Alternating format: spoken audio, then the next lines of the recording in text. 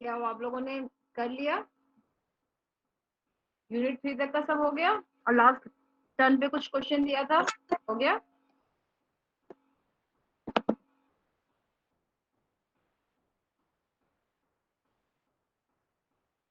Last turn पे mean deviation का question दिया था, हो गया आप लोग का बेटा।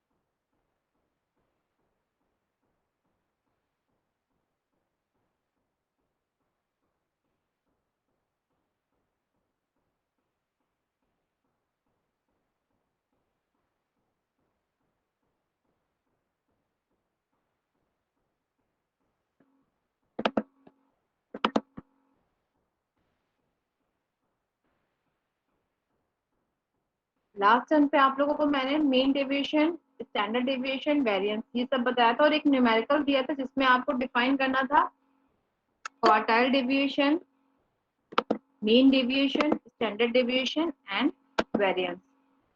आई थिंक सो कि आप लोगों का हो गया है, तभी किसी ने कुछ पूछा नहीं है। नेक्स्ट हमारा क्या है, रिलेटिव मेजर ऑफ डिस्पर्सन। तो रिलेटिव मेजर ऑफ डिस्पर्सन क्या, the relative measure of dispersion are used to compare the distribution of two or more data set. This measure compares values without unit, मतलब ये unit के without रहती है। Common relative dispersion method include, आपकी ये सारी क्या है, जो आप कोफिशिएंट्स निकालते हैं, कोफिशिएंट ऑफ डिस्पर्सन, वो सारे आपके क्या होते हैं, वो आपके मेथड ऑफ रिलेटिव, मतलब रिलेटिव मेजर ऑफ डिस्पर्सन होते हैं। तो फर्स्ट आपका क्या है, कोफिशिएंट ऑफ रेंज। रेंज आपको पता है कि मैक्सिमम माइनस मिनिमम, तो रेंज कोफिशिएंट आपका क्या हो जाएगा, maximum minus minimum upon maximum plus minimum. Coefficient of variation हो जाएगा आपका 100 into standard deviation upon mean. Coefficient of standard deviation हो जाएगा आपका standard deviation upon mean. Coefficient of quartile deviation आपका हो जाएगा Q3 minus Q1 upon Q3 plus Q2 Q1. We know that what is the Q3 and Q1. And last one, coefficient of mean deviation. It is equal to mean deviation upon average. Okay. ये आप लोग को find करने के लिए आ सकता है। Question खुद से बच्चे देख लीजिएगा, क्योंकि सीधे इसमें फॉर्मूले पुट करते हैं और सॉल्यूशन निकल आता है। ये आपकी एक्सरसाइज है, एक्सरसाइज आपको जो है कल के बाद सेंड कर दूंगी, जिसमें आपका measure of centre tendency, major of dispersion, दो टॉपिक कंप्लीट हुआ है उसका, और आज आपकी थर्ड टॉपिक कंप्लीट हो रही है, कोरिलेशन। Today we start. एक चीज और बेटा, हम लोगों ने मूवमेंट पढ़ा था। मूवमेंट्स में हमारा क्या था कि हम लोगों ने टाइप 1 मूवमेंट, जब हमारा सेंट्रल मूवमेंट होता है, सेंट्रल मूवमेंट मतलब कि RF movement about mean. This is central movement. So central movement, first kind of central movement is known as mean. Second kind of central movement is known as variance, and third kind of central movement is known as skewness. ठीक है, skewness क्या होती है? Skewness means lack of symmetry. We study skewness to have an idea about the shape of the curve. मतलब हम skewness से बता सकते हैं कि हमारा जो कर्व रहता है उसका शेप क्या होता है। तो ये क्या है, this is the symmetric distribution. Symmetric distribution का मतलब क्या होता है कि हमारा मीन मीडियन मोड तीनों जो है वो इक्वल होगा। इट मीन्स आप एक चीज लिखे रहे होंगे नॉर्मल डिस्ट्रीब्यूशन में कि नॉर्मल डिस्ट्रीब्यूशन हमारा सिमेट्रिक होता है, और या तो हम इसको बोलते हैं बेल शेप। बेल शेप क्यों, क्योंकि जो हमारा नॉर्मल डिस्ट्रीब्यूशन क्या होता है, ये जो वीकनेस होती है ये हमारी बेल के शेप में बन जाती है, और वो हमारी सिमेट्रिक होती है। सिमेट्रिक जहां पे भी आपको सिमेट्रिक का मतलब आता है, तो सिमेट्रिक का मतलब आपका मीन मीडियन मोड जो है वो इक्वल रहेगा। सेकेंड क्या है, हम स्क्यूनेस से क्या बताते हैं, फ्लैटनेस बताते हैं ना, मतलब हमारा जो है कितना सिमेट्रिक है। तो पॉजिटिव स्क्यूड क्या होगा, पॉजिटिव स्क्यूड हमारा क्या हो जाएगा, जिधर की तरफ मैक्सिमम आप मूव करेंगे, मतलब आप अगर राइट साइड आपकी टेल जा रही है, ये आपका क्या हो रहा है, सेंट्रल से आपकी राइट साइड जा रहा है।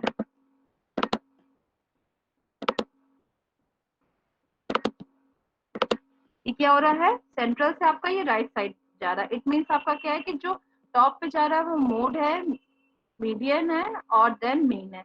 तो इट मीन्स क्या, पॉजिटिव स्क्यू डिस्ट्रीब्यूशन में हमारा mean is greater than median is greater than mode. मतलब क्या है कि मोड जो है मीन ग्रेटर देन मीडियन है, मीडियन ग्रेटर देन मोड है। तो आपका क्या यहाँ पे ये रिलेशन हो जाता है जब हमारा पॉजिटिव स्क्यूड हो जाता है।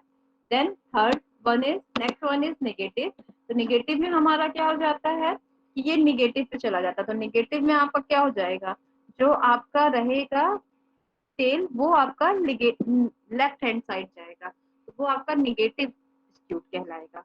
और निगेटिव में आपका जो है क्या, इसमें क्या हो जाएगा, mode mean is greater than median is greater than mode होगा निगेटिव स्क्यूड में। नो बेटा, क्योंकि ये निगेटिव है ना, तो निगेटिव में आपका क्या हो जाएगा कि मोड जो है वो मैक्सिमम हो जाएगा ना। ठीक है, तो इसमें आपका क्या हो जाएगा, mode is greater than median is greater than mean. तो निगेटिव और पॉजिटिव में ये डिफरेंस होता है कि आपका क्या होता है, और इससे आप क्या बताते हैं कि आपका जो डिस्ट्रीब्यूशन है वो कितना स्क्यूड है, मतलब वो कितना सिमेट्रिक है या फिर नॉन सिमेट्रिक है, निगेटिवली है या पॉजिटिव है।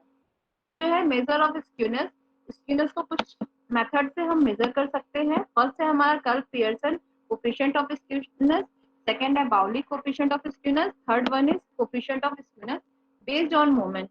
First one is Karl Pearson coefficient of skewness. इसमें आपका क्या हो जाता है, कर्व पियर्सन का absolute measure of skewness is equal to mean minus mode Karl Pearson coefficient of skewness. ठीक है बेटा, फर्स्ट वन इज आपका क्या है, आपका कर्व पियर्सन का एब्सोल्यूट मेजर ऑफ स्क्यूनेस आपका मीन माइनस मोड है, but curve Pearson coefficient of skewness आपका क्या हो जाएगा, mean minus mode upon standard deviation. आपको कोई भी एग्जांपल दिया जाता है, देन आप क्या करेंगे, आपको मीन दिया है, मोड दिया है, वेरिएंस दिया है, तो आपको कोफिशिएंट निकालना है। कोफिशिएंट निकालने के लिए हमारा क्या होता है, we know that mean minus mode upon standard deviation. तो यहाँ से आप सीधे कैलकुलेशन कर लेंगे कि आप वैल्यू आ रही है। इसी तरीके से आपका सेकंड है बाउलीज कोफिशिएंट ऑफ स्क्यूनेस। तो आपकी बाउलीज कोफिशिएंट ऑफ स्क्यूनेस में क्या हो जाता है, this is equal to Q3 plus Q1 minus 2Q upon Q3 minus Q1। तो आपको पता है कि Q3 और Q1 आपका क्या होता है, these are the quartile deviations। तो आपको सिंपल सा कोई भी वैल्यू दी हुई है, आप सीधे फॉर्मूले में पुट करके उसकी वैल्यू निकाल लेंगे। Third one is major of skewness based on movement, मतलब आप स्क्यूनेस को मूवमेंट के बेस पे निकालते हैं। तो आपका क्या हो जाता है, बीटा वन से आप डिफाइन करते हैं, beta one is equal to mu three square upon mu two square. आपका बीटा वन वहां से क्या फाइंड हो जाता है, beta one is the coefficient of skewness. Okay बेटा, it is not skewness, skewness is the third central moment. तो आपका यहाँ से क्या बीटा वन आप कैलकुलेट कर लेंगे, आपको वैल्यू दी हुई है, सीधे आप उसकी वैल्यू पुट करेंगे और देन फाइंड कर देंगे कि आपकी क्या वैल्यू आ रही है। तो ये आपका क्या स्क्यूनेस है, स्क्यूनेस आपका क्या है, वो आपका थर्ड सेंट्रल मूवमेंट होता है। तो जिससे आप बताते हैं कि आपका जो है डिस्ट्रीब्यूशन सिमेट्रिक है, पॉजिटिवली है या फिर negatively. Fourth, kurtosis is the fourth central movement. आपका एक चीज क्लियर होना चाहिए कि हमारे जो है first central movement is the mean, second central movement is the variance and third central movement is the skewness and fourth central movement is the kurtosis. Kurtosis से क्या होता है कि हम पीकनेस बताते हैं, किसी भी ग्राफ की जो है फ्लैटनेस जो डिफाइन करते हैं या पीकनेस डिफाइन करते हैं। In statistics kurtosis refers to the degree of flatness और peakness in the region about the mode of a frequency curve. ठीक है, तो आपका क्या होता है, जो भी आपका शेप होता है उसमें कितना वो पीक है और कितना जो है फ्लैट है। तो आपका क्या होता है, जब आपका एक curve is more peak than the normal curve, normal curve से मोर है मतलब ज्यादा है, तो आपका क्या हो जाता है लैप्टो कर्व, मतलब आपका फर्स्ट जो है ये क्या लैप्टो कर्व हो जाएगा। सेकंड क्या है, in such a case items are more closely branched around the mode. On the other hand, if a curve is more flat top than the normal curve, it is called platycurtic. आपका second क्या हो जाता है कि आपका जो है normal curve से नीचे रहता है तो वो आपका क्या हो जाता है प्लैटीकर्टिक हो जाता है। और देन जो आपका नॉर्मल कर्व होता है, नॉर्मल कर्व आपका क्या हो जाता है कि वो आपका जो है मेसोकर्टिक हो जाता है। तो आपका क्या कर्टोसिस थ्री टाइप्स के होते हैं, first one is platykurtic, second one is mesokurtic and third one is leptokurtic. Leptokurtic जो सबसे हाईएस्ट जो होता है नॉर्मल कर्व से ऊपर होता है वो लैप्टोकर्टिक हो जाता है, जो नॉर्मल कर्व से नीचे होता है वो आपका प्लैटिकर्टिक हो जाता है, और जो नॉर्मल कर्व होता है उसे आप मेसोकर्टिक बोलते हैं। ये आपकी फ्लैटनेस बताती है। मेजर ऑफ कर्टोसिस आप फाइंड कर सकते हैं, the most important measure of kurtosis is the value of the coefficient. It is defined as coefficient of kurtosis. It means आपका क्या, beta one is the coefficient of skewness and beta two is the coefficient of kurt. This is not kurtosis, this is coefficient of kurtosis. तो आपका क्या है कि skewness आपका fourth central movement है, लेकिन कोफिशिएंट ऑफ स्क्यूनेस आपका क्या है बीटा वन है, और आपका कर्टोसिस क्या है फोर्थ सेंट्रल मूवमेंट है, बट कोफिशिएंट ऑफ कर्टोसिस आपका क्या है बीटा टू है। Beta two is equal to mu two upon mu two square. इसे भी आप सिंपल से फाइंड कर सकते हैं कि find the value of beta two the following data, mu one is equal to zero, mu two is equal to four, mu three is equal to zero, mu four is equal to this. और आप वहां से बता सकते हैं कि अगर beta two less than three है तो आपका जो कर्व आएगा वो प्लैटिकर्टिक आएगा, beta two is equal to three आएगा तो इट मीन वो आपका मेसोकर्टिक आएगा, और beta two is greater than three आएगा तो वो आपका लैप्टोकर्टिक आएगा। तो यहाँ से आप जो है सॉल्व करके कोफिशिएंट से measure of coefficient of kurtosis define कर सकते हैं कि आपका जो फ्लैटनेस है वो क्या है, लैप्टो है, मेसो है या प्लैटी है। नेक्स्ट आपका कोरिलेशन है। कोरिलेशन कोफिशिएंट हमारा क्या होता है कि कोई भी दो वेरिएबल्स होते हैं उनके बीच में जो रिलेशनशिप होती है उसके बीच की जो डिग्री होती है वो हमारा कोरिलेशन होता है। ठीक, the term correlation refers two degree of relationship between two or more variables. If a change in one variable affect a change in the other variable, the variables are said to be correlated. Correlation coefficient आपका क्या होता है, correlation आपका correlated होता है, अगर एक को चेंज करेंगे तो दूसरे पे भी इफेक्ट आएगा। Type of correlation, there are two types of correlation, first one is positive and negative correlation and second one is linear और कर्वी लीनियर या फिर नॉन लीनियर आप बोल सकते हैं। तो हमारा फर्स्ट क्या है, आपको पॉजिटिव से समझ में आ रहा होगा। पॉजिटिव कोरिलेशन क्या होता है, when the increase in one variable is followed by a corresponding increasing in the other variable, the correlation is, मतलब अगर आप एक वेरिएबल को जो है इंक्रीज कर रहे हैं तो सेकंड वेरिएबल भी आपका वो इंक्रीज करेगा। The correlation is said to be positive correlation. The positive correlation range from 0 to +1, क्योंकि ये पॉजिटिव है, पॉजिटिव का मतलब क्या होगा, ये 0 से स्टार्ट होगा और +1 तक जाएगा। For example the Heights of individuals, मतलब आप जो है किसी की हाइट और वेट देख रहे हैं तो अगर किसी की हाइट बढ़ रही है तो वेट भी बढ़ेगी क्या। प्राइस एंड सप्लाई, अगर किसी की प्राइस बढ़ती है तो उसकी सप्लाई बढ़ती है, rain and yield, income and expenditure. If, on the other hand, the increase in one variable result in the corresponding decrease, आपका निगेटिव क्या होता है, निगेटिव में क्या होता है, एक बढ़ता है दूसरा आपका घटता है। The correlation is said to be negative correlation. The negative correlation range from 0 to -1. आपका क्या होता है कि ये 0 से -1 के बीच में वेरी करता है। For example price and demand, prepayment period and EMI, yields of crop and price etc. आपका क्या हो जाता है, आपका एक सिंपल सा नेगेटिव के लिए हमारा क्या हो जाता है, नेगेटिव हमारा क्या है, एक बढ़ेगा तो दूसरा घटेगा, ये हमारा क्या होता है, नेगेटिव कोरिलेशन होता है। एक हमारा बढ़ेगा दूसरा बढ़ेगा तो वो हमारा क्या हो जाएगा, पॉजिटिव कोरिलेशन हो जाएगा।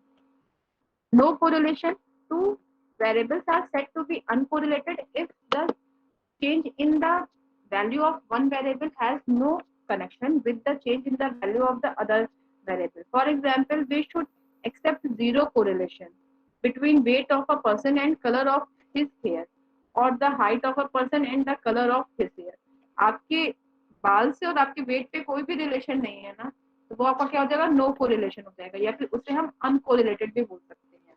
तो हमारा क्या हो जाता है, कोरिलेशन क्या हो जाता है, किसी भी दो वेरिएबल्स के बीच में जो है, जो रिलेशनशिप होती है उसकी जो डिग्री होती है वो हमारा कोरिलेशन हो जाता है। तो आपका जो है कोरिलेशन का रेंज क्या हो जाएगा, रेंज आपका क्या हो जाएगा, -1 से लेके +1 तक। क्यों, क्योंकि हमारा क्या, ये निगेटिव भी होता है और पॉजिटिव भी होता है। निगेटिव की रेंज आपकी 0 से -1 है, मतलब -1 से 0 तक आपका जा रहा है, और पॉजिटिव की रेंज आपकी 0 से +1 तक है। इट मीन्स आपकी कोरिलेशन की रेंज -1 से लेके +1 तक है। नेक्स्ट वन इज लीनियर और curvilinear correlation. Linear correlation is the ratio of change between the two variables either in the same direction or opposite direction, and the graphical representation of the one variable with respect to other variable is straight line. मतलब हमारा linear क्या हो जाएगा, linear हम graphical अगर show करेंगे तो graphical हमारी जो स्ट्रेट लाइन आएगी वो हमारा जो है लीनियर कोरिलेशन डिफाइन करेगा। Consider another, first with increase of one variable the second variable increases up to some point, after that with an increase in the first variable and second variable start decreasing। मतलब आपका first variable जो है वो increase करेगा और second आपका decrease होगा। तो ग्राफिकल आप क्या शो करेंगे, आप जो है कोई जिगजैग लाइन बनाएंगे ना, तो जो जिगजैग लाइन आपका बनेगा वो आपका कर्वी लीनियर कोरिलेशन डिफाइन करेगा। इसे क्या है, लीनियर और कर्वीलिनियर आप ग्राफिकल रिप्रेजेंटेशन में बताते हैं। और लीनियर आपकी क्या हो जाती है, जहाँ पे स्ट्रेट लाइन हो जाती है, और कर्वीलिनियर आपकी हो जाती है जहाँ पे आपको जिगजैग पॉइंट मिल जाता है। सिंपल कोरिलेशन, सिंपल कोरिलेशन हमको भी पता है कि the correlation between two variables is called simple correlation. The correlation in the case of more than two variables is called multiple correlation. मतलब आपका जो है मोर देन टू वेरिएबल्स होगा तो वो मल्टीपल कोरिलेशन हो जाएगा। Method of computing coefficient of correlation. अब हमारा क्या है कि हमें कोफिशिएंट ऑफ कोरिलेशन फाइंड करना है। तो ये क्या, ये आप तीन मेथड से निकाल सकते हैं। First one is scatter diagram, second one is Pearson product movement या फिर पियर्सन कोफिशिएंट ऑफ कोरिलेशन भी आप उसको बोल सकते हैं। थर्ड वन इज रैंक बोल सकते हैं या फिर square rank order coefficient of correlation बोल सकते हैं। फर्स्ट वन आपका क्या है, स्कैटर डायग्राम है। स्कैटर डायग्राम में क्या है, late x1 y1 x2 y2 tends to x and yn be the n pairs of observation of the variables x and y. If we plot the values of x along x-axis and corresponding value of y along y-axis, the diagram so obtained is called a scatter diagram. आपका क्या हो जाता है कि x-axis के उसमें आप जो है एक्स एक्सिस पे एक्स की वैल्यू डिफाइन कर रहे हैं और वाई एक्सिस पे आप वाई की वैल्यू डिफाइन कर रहे हैं, और उसमें जो आप डायग्राम बनाते हैं वो आपका स्कैटर डायग्राम हो जाता है। तो आपका क्या हो जाता है, ये आपका रिलेशनशिप डिफाइन करता है। आपका अगर ये पॉजिटिव कब हो जाता है, जब वो अपवर्ड डायरेक्शन में हो, और जब आपका वो नेगेटिव कब हो जाता है, if the plot point show an upward trend the correlation will be positive. ये आपका क्या है, अपवर्ड दिख रहा है ना, अपवर्ड का मतलब क्या है, ये आपका पॉजिटिव है। जब आपका ये जो है डाउनवर्ड दिखेगा, डाउनवर्ड ट्रेंड, ये ये आपका क्या है, डाउन वर्ड ट्रेंड है। तो ये आपका क्या हो रहा है, निगेटिव कोरिलेशन हो रहा है। तो आपका जो है कोई भी ट्रेंड शो नहीं होगा, ये क्या होगा, ये आपका कोई ट्रेंड नहीं शो हो रहा है। तो ट्रेंड क्या है, ये इसके परपेंडिकुलर हो रहा है ना, कोई ट्रेंड नहीं शो होगा, तो देन इट मीन्स वो आपका नो कोरिलेशन है।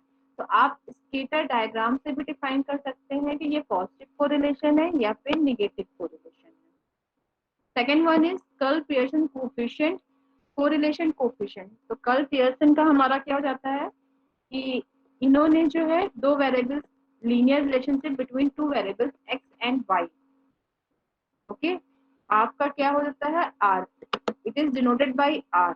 हम जो है कोफिशिएंट कोरिलेशन या coefficient of correlation, Karl Pearson correlation coefficient, मतलब आपके क्वेश्चन में ये भी पूछ सकते हैं कि find the coefficient of correlation, find the correlation coefficient, find the curl Pearson correlation coefficient. तो आपका कुछ भी पूछे, आपको कर्ल पियर्सन का ही लिखना है। तो यहाँ पे आपका क्या है, कोरिलेशन कोफिशिएंट, कर्ल पियर्सन के बारे में आप बात कर रहे हो, तो जरूरी नहीं कि हर जगह आपको कर्ल पियर्सन दिया जाए। तो आपका क्या होता है, R is equal to covariance X Y upon sigma X sigma Y, where sigma X is the standard deviation and covariance X Y. तो कोवेरियंस की वैल्यू हम जानते हैं, covariance X Y is equal to 1 upon n summation x minus x bar y minus y bar and sigma X is equal to under root 1 upon n summation x i minus x bar का whole square, y is equal to sigma y is equal to 1 upon n summation yi minus y bar का whole square. Hence the formula to compute curl Pearson correlation coefficient is, आपका क्या correlation coefficient हमारा क्या हो जाता है, covariance क्या हो जाता है, covariance 1 upon n summation xi minus x bar y bar minus y bar, और आपका this is the standard deviation of x and y। यहाँ से आपका कोफिशिएंट कोरिलेशन क्या हो जाएगा, r is equal to summation x i minus x bar y i minus y bar upon under root summation x i minus x bar का whole square into under root summation y i minus y bar का whole square. Interpretation of correlation coefficient, coefficient of correlation lies between minus infinity to plus infinity, sorry minus 1 to plus 1, ये आपको define किया है। When r is equal to plus 1, then there is perfect positive correlation between the variables. R is equal to minus 1, then there is perfect negative correlation between the variables. R is equal to 0, then there is no relationship between the variables, that is the variables are uncorrelated. Thus, the coefficient of correlation describes the magnitude and direction of the correlation. One thing और है बेटा कि आपका क्या होता है, ये आप जो है डिग्री बताते हैं ना, तो डिग्री कभी भी आपका जो है पॉइंट्स में कंसीडर नहीं करेंगे। अगर वो पॉइंट में आता है तो उसको आप राउंड अप कर सकते हैं, और मतलब राउंड अप कर नहीं सकते, राउंड अप करके ही इसको लिखते हैं। तो फर्स्ट हमारा क्या है, method of computing correlation coefficient. When deviation are taken from mean, when deviation are taken from mean, जब हम मीन से कंसीडर कर रहे हैं तो हमारा क्या हो जाएगा, summation x i minus x bar y i minus y bar upon summation x i. यहाँ से आपका क्या हो जाएगा, x is equal to x i minus x bar, y is equal to y i minus y bar. ये आपका क्या है कि आप जो है डेविएशन ले रहे हैं अबाउट मीन से ले रहे हैं। ये आपको कोई एग्जाम्पल दिया हुआ है, कहा गया calculate curl Pearson coefficient of correlation from the following data. आपको यहाँ से कोरिलेशन कोफिशिएंट निकालना है, तो आपको एक्स वाई दिया है। सबसे पहले आप क्या करेंगे, एक्स बार फाइंड करेंगे। एक्स बार आपका क्या आ जाएगा, एक्स बार आपका एक्स एक्स बार आपका क्या आ रहा है, 18 आ रहा है, और एक्स माइनस एक्स बार आपका ये आपका कॉलम बन गया। यहाँ पे आपका क्या हो जाएगा, 18 minus minus 18 minus 12, 8 minus 18 minus 10, 12 minus 18 minus 6, इस टाइप से कुछ भी आपकी वैल्यू आ जा रही है। और सेकंड आपका क्या हो जा रहा है, एक्स स्क्वायर आप निकाल ले रहे हैं, या फिर आप एक्स माइनस एक्स बार का होल स्क्वायर निकाल लीजिए। नेक्स्ट आपका क्या है, वाई। तो वाई में हम क्या करेंगे, सबसे पहले हमारा क्या करेंगे, वाई का हम मीन निकालेंगे। यहाँ पे हमने मीन निकाला है, Y bar is equal to 19 आ रहा है। तो आपका क्या हो जाएगा ये आप y माइनस वाई बार करेंगे, तो ये आप y से y बार को माइनस करेंगे तो ये कॉलम आपका आ जाएगा। फिर आप क्या करेंगे, जो आपका स्मॉल y है उसका आप स्क्वायर निकालेंगे और लास्ट आपका कॉलम क्या हो जाएगा, small x into small y, ये वैल्यू निकाल लेंगे। देन आपका क्या है, यहाँ पे n आपका क्या है, n is equal to summation n is equal to 9 है, x बार आपका जो 18 है, y आपका 19 है, r इज इक्वल टू आपका क्या आ जाएगा, summation x Y upon under root summation x square summation Y square. यहाँ पे small x is equal to x minus x bar है और small y is equal to y minus y bar है। तो आप यहाँ से कैलकुलेट करेंगे, देन आपकी r की वैल्यू आएगी पॉजिटिव 0.959। तो ये आपका क्या है, ये इसको आप राउंड अप करेंगे तो आपका क्या आ रहा है, 1 आ रहा है ना। इट मीन्स आपका ये क्या है, पॉजिटिव कोरिलेशन है। बेटा इसका क्वेश्चन कैसे करेंगे, समझ में आया?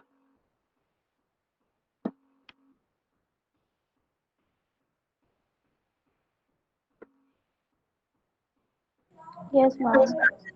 चलिए एक क्वेश्चन नोट करिए और सॉल्व करके बताइए जल्दी से मुझे।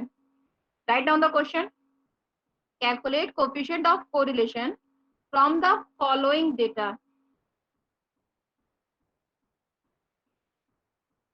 फर्स्ट कॉलम है आपकी एक्स की, द वैल्यूज आर 12, 9, 8, 10, 11, 13, 7।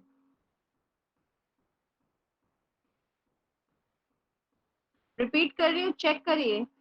12, 1 to 12, 9, 8, 10, 1 0 10, 1 1 11, 1 3 13, 7। ये x की वैल्यू है, y की वैल्यू है 1 4 14, 8 6 9, मैम आपने 1 10 के 1 बाद क्या बोला था 11। एक्स की वैल्यू पे? क्या बेटा? मैम एक्स की वैल्यू जब आप बोल रही थी 10 के बाद आपने क्या बोला था? 11 13 7। ठीक है, y की वैल्यू है 14 8 6 9 11 12 3।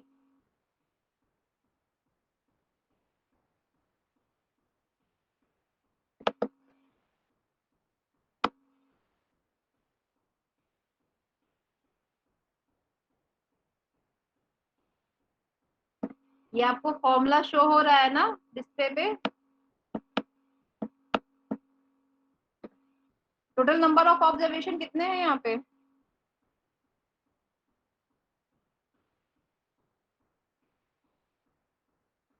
बच्चों आपने जो लिखे हैं टोटल नंबर ऑफ ऑब्जर्वेशन कितने लिखे हैं?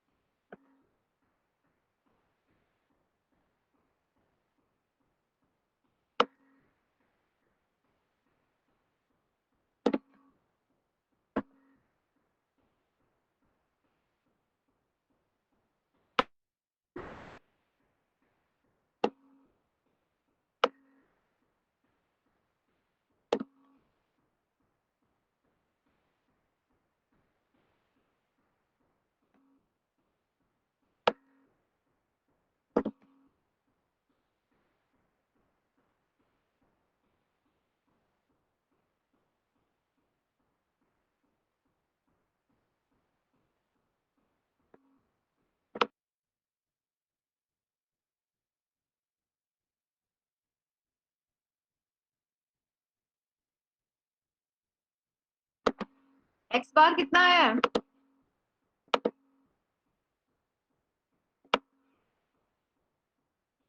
मैम 10 आ रहा है। 10 आ रहा है, ओके।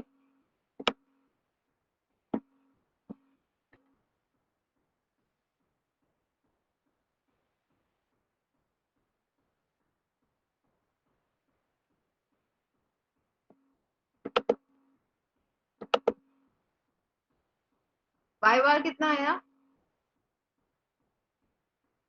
मैम 9।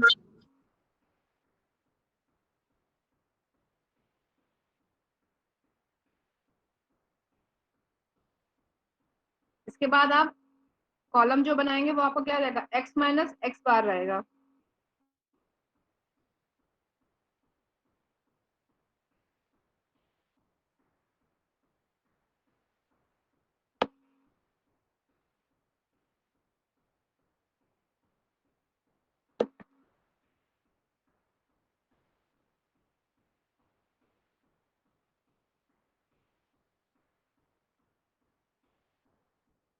सार्थक गुप्ता, सार्थक गुप्ता, यस मैम। बेटा कॉलम क्या आ रहा है x माइनस एक्स बार का?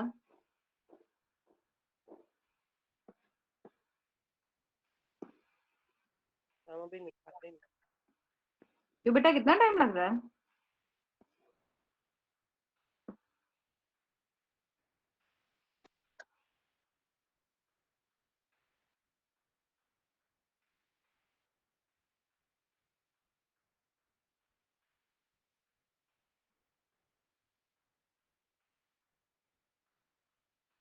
और किसी बच्चे ने निकाला है x माइनस एक्स बार वाला कॉलम कि अभी नहीं निकाला?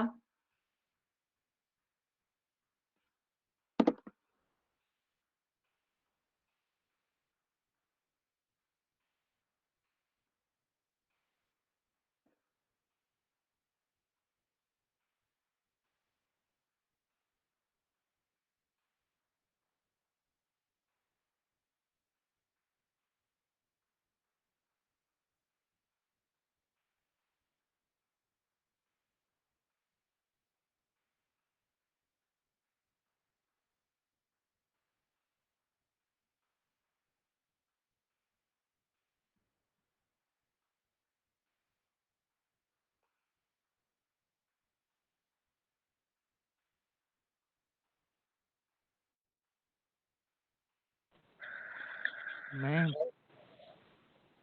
हाँ बच्चे, मैम 2 -1 -2 0 1 3 -3 आ रहा है क्या?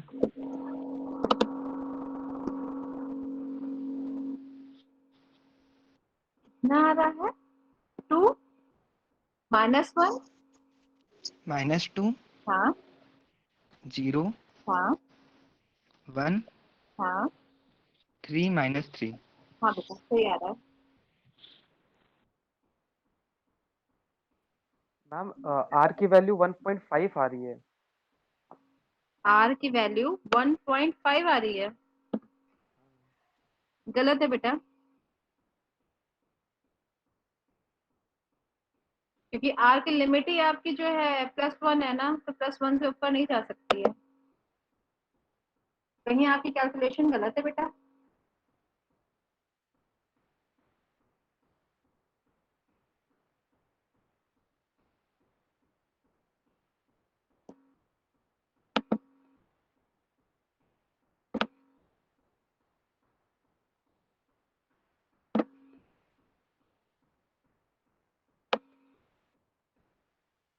चलिए आप लोग इसका वैल्यू निकाल लेंगे ना?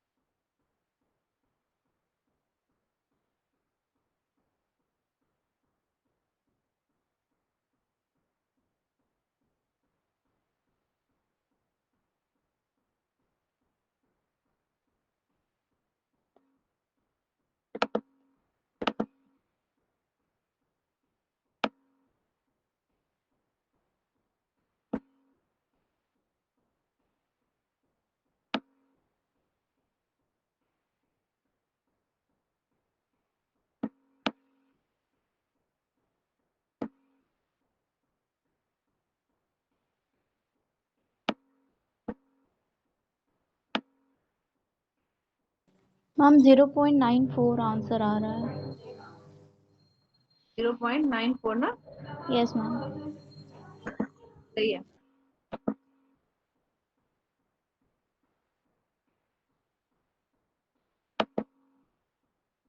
बेटा चेक कर लीजिएगा, जिसका नहीं आ रहा होगा। एक बात हमेशा याद रखिए, क्योंकि आपका कोरिलेशन कोफिशिएंट की लिमिट जो है -1 से +1 है ना, तो कभी भी वो आपकी 1 से ऊपर नहीं जाएगी,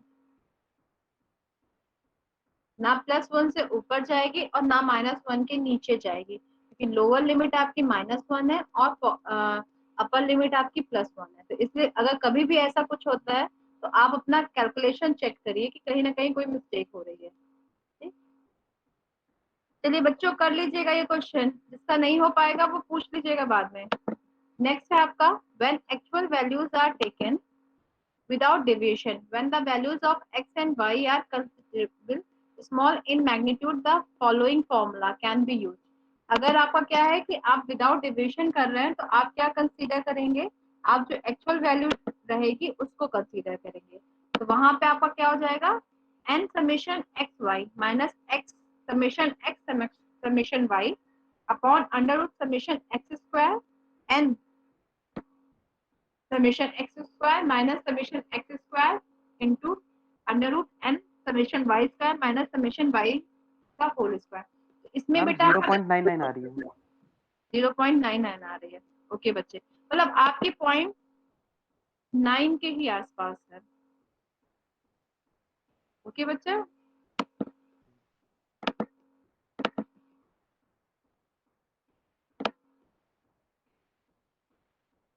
मेरी 0.95 आ रही है आंसर इसका, 0.95। ठीक है, तो आपका क्या है इस केस में, आपका क्या हो जाएगा, यहाँ पे आपकी वैल्यू क्या हो जा रही है, n समेशन एक्स वाई हो जा रही है। जब हम कोवेरिएंस लेते हैं तो कोवेरिएंस हमारा क्या होता है, summation x minus x bar y minus y bar, but यहाँ पे हमारा क्या हो रहा है, n summation x Y minus summation x summation y हो रहा है upon under root n summation x square minus summation x का whole square into summation under root capital N summation Y square minus y summation Y का whole square. तो आप इस फॉर्मूले से भी क्वेश्चन कर सकते हैं। ठीक है, अगर कोरिलेशन कोफिशिएंट पूछ रहे हैं, आपको जो भी इजी लगे, चाहे अगर आपको जो है मीन डेविएशन वो डेविएशन वाला इजी लग रहा है तो देन आप डेविएशन वाला रूल फॉलो कर सकते हैं, उसमें आपका फॉर्मूला दूसरा होता है। अगर आपको as it is actual value से ही निकालना है तो आप इसको भी यूज कर सकते हैं, इसके लिए फॉर्मूला ये होता है।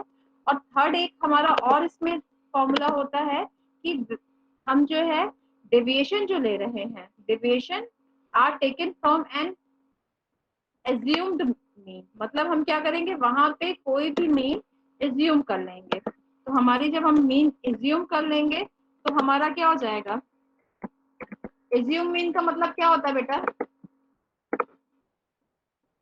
कोई बताएगा मुझे।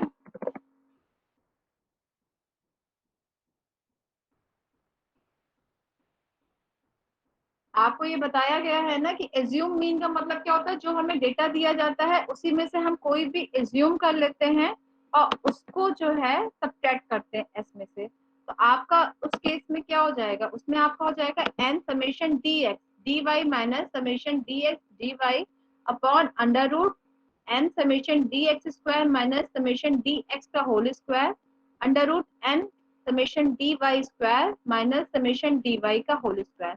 यहाँ पे dx क्या है, dx is equal to x minus a, और a क्या है, वो आपका एज्यूम्ड मीन है। तो आपका एज्यूम्ड मीन का मतलब क्या है, जो भी आपको x दिए है ना, अभी आपने जो क्वेश्चन किया था उस क्वेश्चन में एज्यूम आपने कर लिया कि आपका जो भी सेंट्रल वैल्यू आ रही है, उसमें 7 था ना आपके नंबर ऑफ ऑब्जर्वेशन, आपने क्या कर दिया, 10 को एज्यूम मीन ले लिया, आपका मीन भी आया था और आपने उसको एज्यूम मीन भी ले लिया। तो आप एक इस मेथड से भी कर सकते हैं कि अगर आपको जो है मन नहीं कर रहा है मीन निकालने का, तो देन आप डिविएशन अबाउट मीन वाला मत करिए, डिविएशन अबाउट एज्यूम मीन भी कर सकते हैं। एज्यूम मीन में क्या है कि आपका जो भी ऑब्जर्वेशन है उसके जो भी सेंट्रल पॉइंट है उसमें से कोई भी आप जो है मीन एज्यूम कर लीजिए। यहाँ पे क्या है, ये 7 था ना, तो 7 में तो ऑटोमेटिकली आपका 10 आ रहा है, और आपने x बार भी जब फाइंड किया तो भी वो 10 आ रहा था। जो आपने इसमें क्वेश्चन किया है, अभी इसमें एक क्वेश्चन किया था ऊपर, तो इस क्वेश्चन में आपके क्या है, नंबर ऑफ ऑब्जर्वेशन 9 है, तो 9 में आपका क्या है 18 आ रहा है, और 18 आपका क्या है, वो आपका मीन भी आ रहा है। तो इसीलिए जो है आपका ये और वो मेथड नियर अबाउट सेम होता है, बस डिफरेंस ये कि इसमें आप एज्यूम मीन कंसीडर करते हैं, कोई भी मीन एज्यूम कर लेते हैं और उसको, लेकिन इस केस में देखिए एज्यूम मीन में क्या है, आपका एक्स और वाई में आप एज्यूम तो दोनों का करेंगे ना, बट इस क्वेश्चन में आपका क्या वाई का मीन 19 आ रहा है, बट यहाँ पे आप अगर एज्यूम करेंगे तो एज्यूम आपका कितना हो जाएगा, 18 हो जाएगा ना, तो एक्स और वाई दोनों जो है एज्यूम मीन आपका क्या हो जाएगा, 18 हो जाएगा। आप इस मेथड से भी कर सकते हैं, मतलब कोरिलेशन कोएफिशिएंट आप तीनों मेथड से यूज कर सकते हैं। First one is deviation about mean, second one is when actual values are taken, and third one is deviation about assume mean. उसके लिए फॉर्मूला आपका ये हो जाता है, और आप इसको सेम उसी प्रोसेस की तरीके से यूज कर सकते हैं। नेक्स्ट है आपका spear rank correlation coefficient. Rank correlation coefficient हमारा क्या होता है कि there are some situation in education and psychological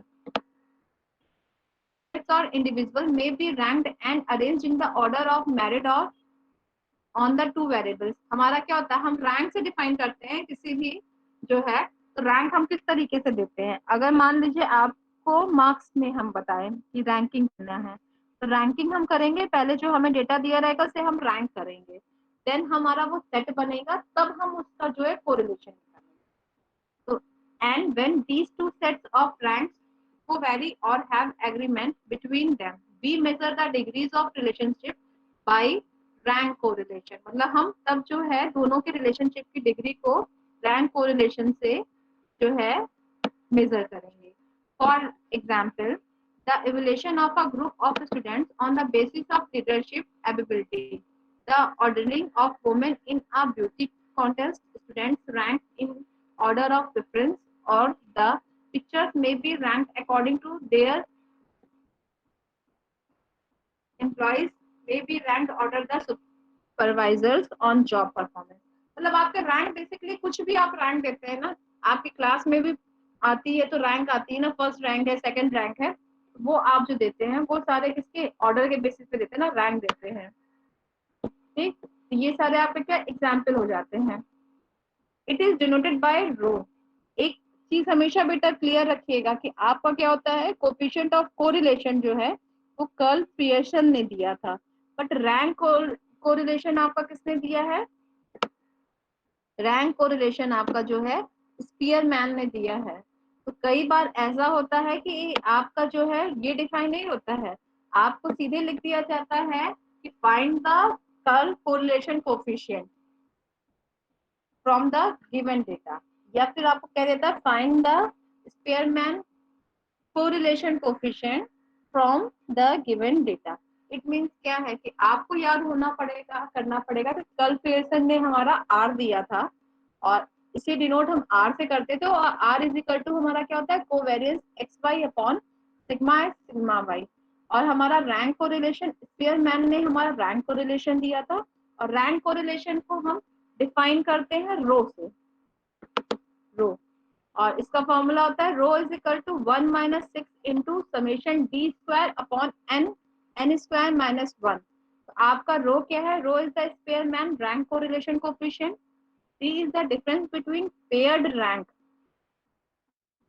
D is the difference between pair rank in each cases, और capital N is the total number of items या total number of individuals rank, या फिर total number of observations कह सकते हैं। आपके जो characteristic of row क्या होता है, in the rank correlation coefficient the observations or measurements of the bivariate variable is based on the ordinary scale in the form of ranks। Second one, the size of the coefficient is directly affected by the size of the rank difference। Third one, if the rank are the same for both tests, each rank difference will be 0, D square will be 0। This means that the correlation is perfect। If the rank difference are very large and the fraction is greater than 1, then the correlation will be negative. ये आपके क्या होते हैं, ये आपके characteristic होते हैं। और आपका क्या है, आपका कोरिलेशन जो है वो हमेशा बाइवेरिएट पे फॉलो होता है, कभी भी यूनिवेरिएट पे नहीं फॉलो होता है।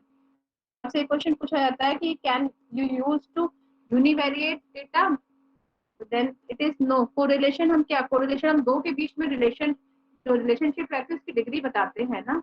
इट मीन जब तक हमको दूसरा कोई डेटा नहीं मिलेगा तो हम कैसे बता देंगे, यूनिवेरिएट डेटा पे हम थोड़ी अप्लाई कर सकते हैं। ऑफ रो आपका क्या हो जाएगा, n इज स्मॉल और the data are badly skewed. n आपका स्मॉल होना चाहिए। दे आर फ्री और independent of some characteristics of the population distribution.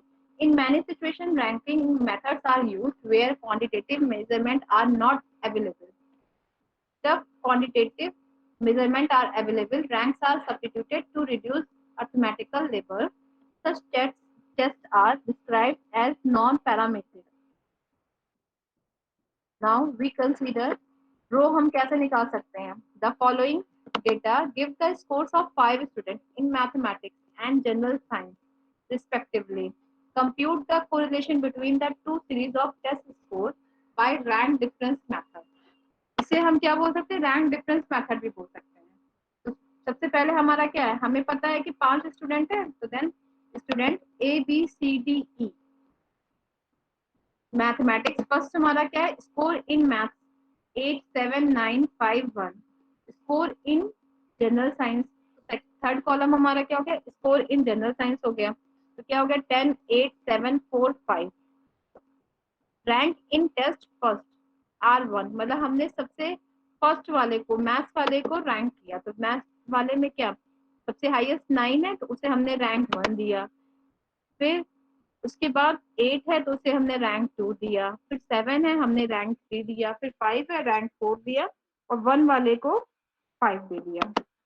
Similarly general science वाले को भी करेंगे, तो जनरल साइंस में हाईएस्ट हमारा 10 गया। 10 जो है 10 वाले को हमने 1 दिया, 8 वाले को 2 दिया, 7 वाले को 3 दिया, 5 वाले को 4 दिया और 4 वाले को 5 दिया।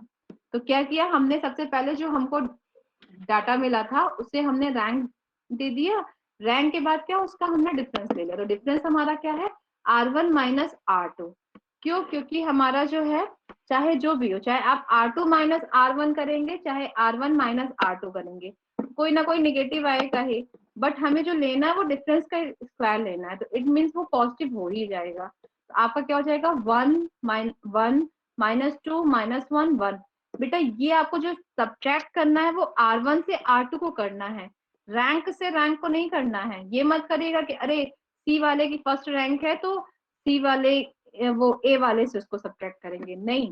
सी वाले की फर्स्ट रैंक है टेस्ट 1 में, तो सी वाले की सेकंड वो थर्ड रैंक है टेस्ट 2 में, उसको सब्ट्रैक्ट करना है। तो हमारी यहाँ से वैल्यू क्या आ जाएगी 1 1 2 1 1, और इसको हम जो है डी स्क्वायर करेंगे तो 1 1 4 1 1। हमारा रो क्या होता है, rho is equal to 1 minus 6 into summation d square upon n, n square minus 1 is equal to, यहाँ पे आप वैल्यू पुट करेंगे, वैल्यू पुट करने पे ये आपकी आ जाएगी 0.60।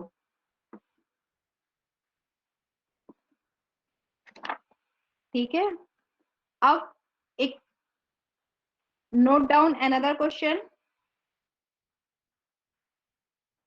एक दूसरा क्वेश्चन बेटा करके बताइए। मैम ये 6 क्या है? हाँ बेटा ये ये नंबर है, 6 क्या है मैम? नंबर है।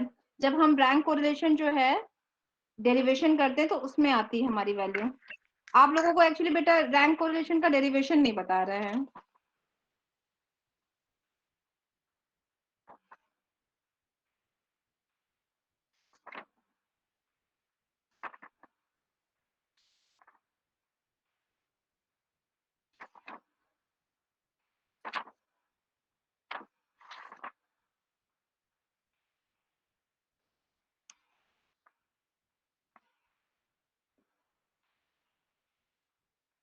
इसका डेरिवेशन बता दें कि बुक से देख लेंगे।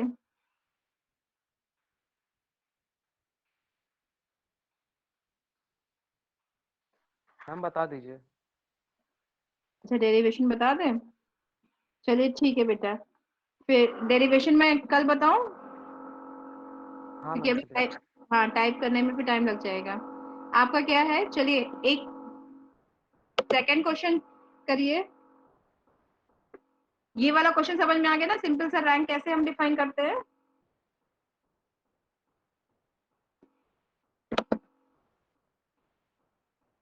Yes ma'am. ठीक है, नेक्स्ट क्वेश्चन है obtain the rank correlation coefficient for the following data.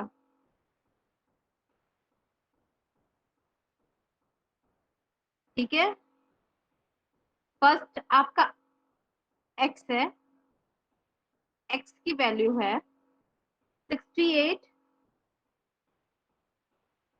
64, 75, 50, 50, 50, 64, 80, 70, sorry 80 के बाद 75,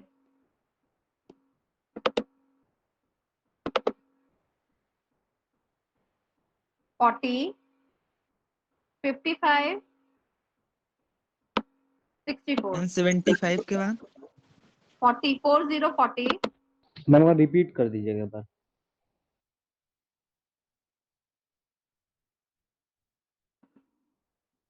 स्क्रीन पे आप लोग अपने सब लोग देखिए।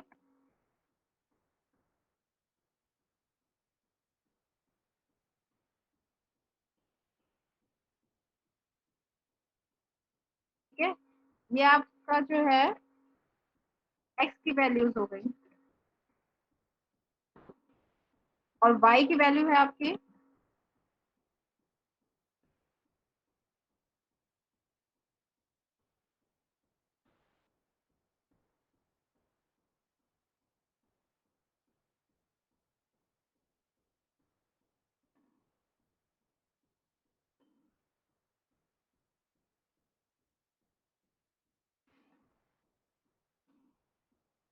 एक्स वाई की वैल्यू। क्लियर है ना बच्चों ना।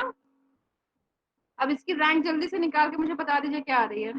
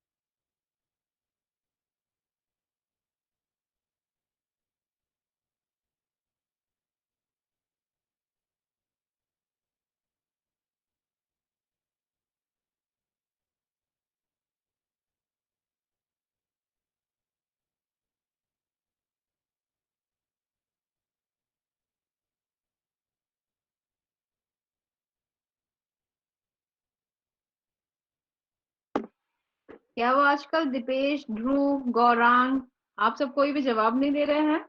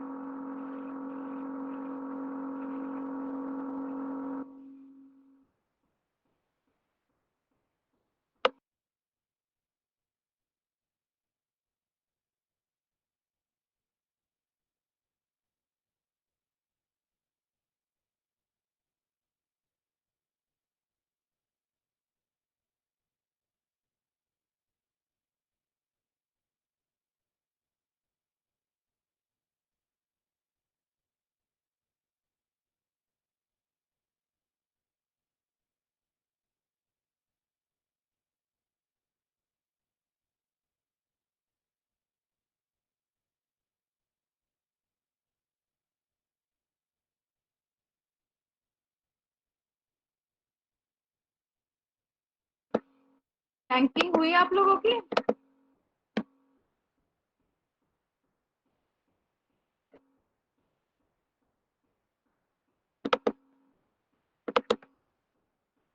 बच्चों रैंकिंग हो गई कि नहीं हो पाई?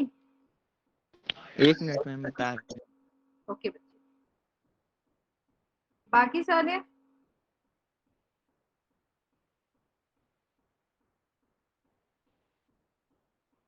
एक्स, रैंक ऑफ एक्स क्या है? एक्स की रैंक क्या हुई? और किसी ने किया? मैम बोल रो की बोलो। वैल्यू 0.69 आ रही है। कितनी आ रही बेटा?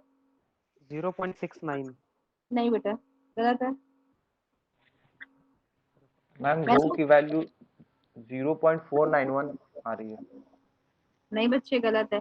पहले मुझे रैंक तो बताइए कि रैंक आप लोगों ने एक्स की रैंक लिखी क्या है? मैम एक चीज मैम कंफ्यूजन है, पूछना था। हाँ, मैम जैसे 75 दो जगह है, तो मैम दोनों की रैंक सेम होगी या मैम अलग अलग होगी? यही तो मैं वेट कर रही थी कि आप में से कोई ये क्वेश्चन पूछ ही नहीं रहे हैं आप सब, इसीलिए तो बार बार पूछ रही हूँ कि रैंक आप लोगों ने किया क्या है। चलिए योगेन बताइए, एक्स की आपने रैंक की क्या है, जो कैलकुलेशन किया उस पर क्या किया था? मैम मैम लाइन से बता दूं। हाँ हाँ, स्टार्टिंग से। 3 4 2 6 4 1 2 7 5 4। ओके, वन आपकी जो है 80 है, हाँ मैम। ठीक है। सेकंड आपकी क्या है हो रही है? 75 आपकी सेकंड पे 75 टू दो टाइम्स जगह है। रिपीट हो रहा है ना? Yes ma'am. तो आपके क्या है कि जब आपकी रिपीट रैंक होती है, ठीक है, मतलब एक वैल्यू टू टाइम्स या थ्री टाइम्स या फोर टाइम्स आती है, तो वो क्या हो जाती है, वो रिपीट रैंक हो जाता है। तो वहां पे हम क्या करते हैं, उसका मीन निकाल लेते हैं। यहाँ पे आपका क्या आ रहा है, 75 टू टाइम्स आ रही है, और ये सेकंड रैंक पे आ रही थी, तो आपका क्या हो जाएगा, टू अपॉन क्या हो जाएगा, 2+3, क्योंकि सेकंड और थर्ड पे आ रही है ना, तो 2+3 अपॉन 2, तो इसकी वैल्यू क्या आ जाएगी, 2.5। बात समझे कि नहीं समझे? Yes ma'am. बहुत स्लो के बोल रहे हैं, इसका मतलब क्लियर नहीं हुई। नो मैम, नो एक बार फिर मैम। से बता दीजिए। आपकी यहाँ पे क्या 75 आपकी टू टाइम्स रिपीट हो रही है ना? Yes ma'am. ठीक है, इस केस में अगर हमारा 72 टू किस रैंक पे आ रही है, ये हमारी 2 और 3 पे आ रही है ना, 2 पे आ रही है ना बेटा, 2 और 3 पे आ रही है। Yes ma'am. यस यहाँ मैम। यहाँ पे आपका क्या हो जाएगा, 2+3 इज इक्वल टू मैम अगर टू पॉइंट 3 फाइव टाइम्स अगर रिपीट कर गया तो मैम 3 से डिवाइड करेंगे। हाँ, लेकिन वो जिस रैंक पे करेगा उस पे बेटा, मैम अगर ये जैसे आपको 64 64 3 है। टाइम्स है। 64 आपका 3 टाइम्स है। हाँ तो चलिए यस मैम। 64 की बताइए क्या आ रही है। 5 आ रहा है ऐसे तो 4+5+6/3 करेंगे तो जस्ट अ सेकंड बेटा, 4 कहाँ से आएगा, अभी आपका 75 के बाद तो 68 है ना? 68 की रैंकिंग 3 हो गई। 3 कैसे होगी बेटा, ये आपकी 75 की रैंकिंग 2 पॉइंट क्या आ रही है, 75 आपका 2 और 3 पे आ रहा मैम है ना 64 मैम 64 3 आ रही है। बेटा, 3 मैम नहीं 5 आएगी। प्लस 6 प्लस 7/3 कर देंगे हाँ तो मैम 6 आएगा। ठीक, ये किसने आंसर दिया, ये सही समझ में आया, मैम गौरांग, ओके गुड। तो अब समझ में आया योगी? नहीं मैम। अभी भी नहीं आया। देखिए, आपका इस जो आपकी फर्स्ट वाली थी, फर्स्ट वाले में हमारा 81 था, 81 है ना, यस मैम। 75 हमारा किस पे आ रहा है, 2 और 3 पे आ रहा है।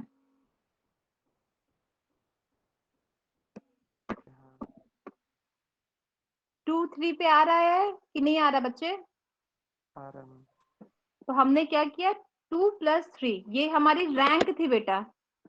75 हमारी 2 और 3 पे आई थी, तो हमने रैंक को ऐड किया, देन उसका एवरेज लिया, तो हमारा 2.5 आया। तो हमने 75 के सामने जो है 2.5 रैंक लिखी। तो अब इसके बाद हमारी नेक्स्ट रैंक कौन सी हो जाएगी? 3 तक तो हो चुकी ना, तो नेक्स्ट हमारी 4th रैंक रहेगी ना। 68 पे 4 रहेगा।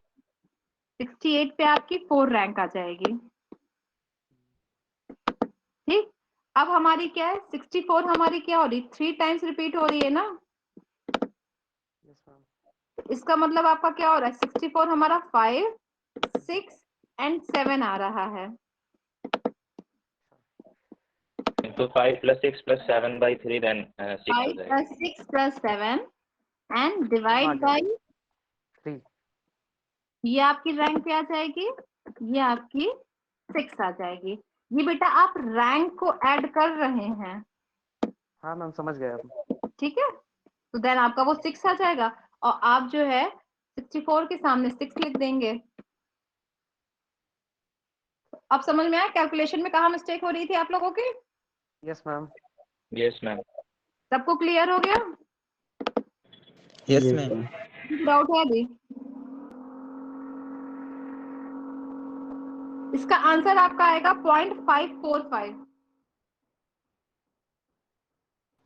यस मैम आ गया तो आ गया ना? 0.54 आ रहा है। हाँ, 0.545। ठीक, तो ये आपका क्या है कि इस तरीके से रैंक निकालते हैं। तो रैंक में अगर आपका कंफ्यूजन होता है तो देन आप हमेशा ये याद रखें कि उसमें आप जो है कि अगर रिपीट हो रही है तो आपको इस तरीके से करना है। और रैंक कोरिलेशन की भी लिमिट आपकी -1 से +1 रहती है। मैम देन 55 के आगे 8 लिखेंगे ना? 55 के आगे, हाँ 55 के आगे 8 लिखेंगे। 8 होगा। यस। हाँ 8 लिखेंगे बेटा, क्योंकि 7 तक तो हो चुका ना हमारा। Yes ma'am. मेन जानते आप लोग जो गलती करते हैं वो रैंक में यही करते हैं कि आप लोगों को क्या होता है कि रिपीट वाले में आप ध्यान नहीं देते हैं और रैंकिंग उसकी गलत कर देते हैं। तो जब आप रैंकिंग गलत कर देंगे तो ऑटोमेटिकली आपका डिफरेंस गलत आ जाएगा, और डिफरेंस गलत आएगा तो आपका कैलकुलेशन गलत हो जाएगा। ठीक है बेटा?